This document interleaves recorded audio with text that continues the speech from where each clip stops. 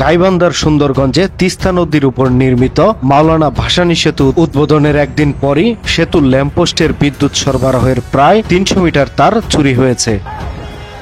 বৃহস্পতিবার গভীর রাতে গর্ত খুঁড়ে মাটির নিচ দিয়ে স্থাপনা করা ওই তার কেটে নিয়ে যায় দুষ্কৃতিকারীরা। এতে সেতুর ল্যাম্পপোস্টের আলো জ্বলেনি, অন্ধকারে ঝুঁকি নিয়ে চলাচল করছে যানবাহন। বৃহস্পতিবার রাতেই হঠাৎ সেতুর আলো নিভে যায়। অনেকেই ভেবেছিলেন লোডশেডিং, তবে সারা রাত আলো না জ্বলায় শুক্রবার সকালে স্থানীয় লোকজন সেতুর পাশে গর্ত দেখতে পান এবং এলজিইডি কর্তৃপক্ষকে জানান। তাদের দাবি, দ্রুততম সময়ের মধ্যে ল্যাম্পপোস্টগুলোয় নতুন সংযোগ দিয়ে সেতুটি আবার আলোকিত করা হোক। গত বুধবার দুপুরে অন্তর্বর্তীকালীন সরকারের স্থানীয় সরকার, পল্লী উন্নয়ন ও সমবায় মন্ত্রণালয়ের উপদেষ্টা আসিফ মাহমুদ সজীব ভুঁইয়া সেতুটি উদ্বোধন করেন।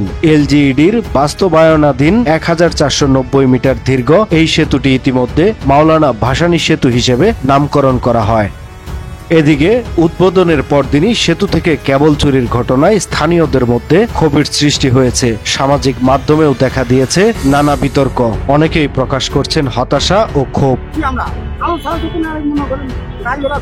তবে এই ঘটনায় টনক নড়েছে প্রশাসনের। বসানো হচ্ছে অস্থায়ী পুলিশ ক্যাম্প। শুক্রবার বিকেল থেকেই নতুন করে বিদ্যুৎ সংযোগের কাজ শুরু হয়েছে।